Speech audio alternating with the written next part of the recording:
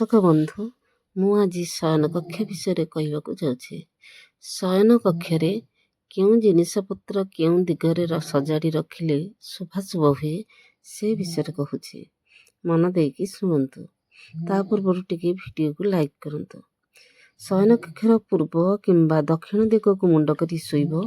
ଖଟ ଦକ୍ଷିଣ ପଶ୍ଚିମ କୋଣର ଦକ୍ଷିଣ କିମ୍ବା ପଶ୍ଚିମ କଡ଼ରେ ପକାଇବ। ତେବେ ଖଟ ଦ୍ୱାର ପାଖକୁ ଲଗାଇ ପକାଇବ ନାହିଁ। ଏହା ନିମନ୍ତେ ଏହା ମନରେ କ'ଣ ହୁଏ ନା ଅଶାନ୍ତି ଓ ବ୍ୟାକୁଳତା ସୃଷ୍ଟି କରେ। ଖଟ କାନ୍ଥରୁ ଅନ୍ତତଃ 6 ଇଞ୍ଚ ଛାଡ଼ି ପକାଇବେ। ଦକ୍ଷିଣ ପଶ୍ଚିମ କୋଣରେ ଭାରି ଜିନିଷ ରଖିବ, ଏହା ଖାଲି ରଖିବ ନାହିଁ। ଡ୍ରେସିଂ ଟେବୁଲ ଉତ୍ତର ଦିଗ ପୂର୍ବ ପଟକୁ ରଖିବ। ପଢ଼ାପଢ଼ି ଓ ଲେଖାଲେଖି ପାଇଁ ପଶ୍ଚିମ ପାଖରେ ଟେବୁଲ ପକାଇବ। ଆଲମିରା, ଶୋକେସ୍ ଆଦି ଦକ୍ଷିଣ କିମ୍ବା ପଶ୍ଚିମ ପାଖ କାନ୍ଥ ଆଡ଼କୁ ରଖିବ। ୱାର୍ଡରୋବ୍ସ ଉତ୍ତର ପଶ୍ଚିମ କିମ୍ବା ଦକ୍ଷିଣ ପଶ୍ଚିମ କଡ଼କୁ ରଖିବ। ଟିଭି, ହିଟର, ମ୍ୟୁଜିକ୍ ସେଟ୍ ଆଦି ବୈଦ୍ୟୁତିକ ଉପକରଣ ଦକ୍ଷିଣ ପୂର୍ବ ଆଗ୍ନେୟ କୋଣରେ ରଖିବ। ଟେଲିଫୋନ ପୂର୍ବ, ଦକ୍ଷିଣ ପୂର୍ବ କିମ୍ବା ଉତ୍ତର ଦିଗରେ ରଖିବ। ଏହି ଘରେ ଟଙ୍କା ପଇସା ବାକ୍ସ ନ ରଖିଲେ ଭଲ। ଯଦି ରଖିବାକୁ ଚାହିଁବ, ଏହା ଦକ୍ଷିଣ ଦିଗର କାନ୍ଥକୁ ଛଡ଼ାଇକି ରଖିବ, ଯେଭଳି ଏହା ଫିଟାଇଲେ ଏହାର ମୁହଁ ଉତ୍ତର ଆଡ଼କୁ ହେଉଥିବ।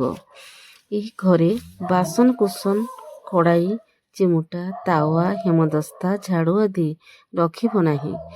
ତେଲ ଟିଣ ମଧ୍ୟ ରଖିବ ନାହିଁ। ଏସବୁ ରଖିଲେ ଦୁଃସ୍ୱପ୍ନ ଓ ଦୁଶ୍ଚିନ୍ତା ଦେଖାଦେବ। ଏହି ଘରର ରଙ୍ଗ ଫିକା ଗୋଲାପୀ, ଧୂସର, ଘନ ନୀଳ, ଘନ ସବୁଜ, ଚକୋଲେଟ୍ ଆଦି ରଖିବା ଉତ୍ତମ। ଦୁଃସ୍ୱପ୍ନ ଦେଖୁଥିଲେ ମୁଣ୍ଡ ପାଖରେ ତମ୍ବା ପାତ୍ରରେ ଜଳ ଭରି ଶୋଇବ। ଶତ୍ରୁ ଭୟ ଥିଲେ ଖଟ ତଳେ ଲୌହ ଦଣ୍ଡ ରଖି ଶୟନ କରିବ। ଅସାଧ୍ୟ ରୋଗ ଯଦି ହେଉଥାଏ, ରୂପା ପାତ୍ରରେ କେଶର ଘୋରା ଜଳ ଭରିକିରି ରଖି ଶୟନ କରିବ। ଗୃହସ୍ଥ ଜୀବନ ଯଦି କୁଣ୍ଠାଗ୍ରସ୍ତ, ବ୍ୟାକୁଳ ରହୁଥାଏ, ତେବେ ଗୃହରେ ପ୍ରତିଦିନ ଘୃତ ଦୀପ ଜାଳିବ। ମାନସିକ ବିକାର, ଅଜ୍ଞାତ ଓ ଭୟ ରହୁଥିଲେ ମୃଗ ଚର୍ମ ଖଟରେ ବିଛାଇ ଶୋଇବ। ଫୋଲ୍ଡିଂ ଖଟ, ଦଉଡ଼ିଆ ଖଟ ଯାହାକି ବ୍ୟବହାର ହେଉନାହିଁ, ତାହା ଦକ୍ଷିଣ କିମ୍ବା ପଶ୍ଚିମ କାନ୍ଥ ଆଡ଼କୁ ରଖିବ। ଦର୍ଶକ ବନ୍ଧୁ, ଯଦି ଟିପ୍ସଟି ଭଲ ଲାଗୁଥାଏ ତେବେ ଟିକେ ଲାଇକ୍ କରିବେ, ସବସ୍କ୍ରାଇବ୍ କରିବେ ଏବଂ ସାଙ୍ଗମାନଙ୍କୁ ସେୟାର କରିବେ। ରହୁଛି। ଜୟ ଜଗନ୍ନାଥ।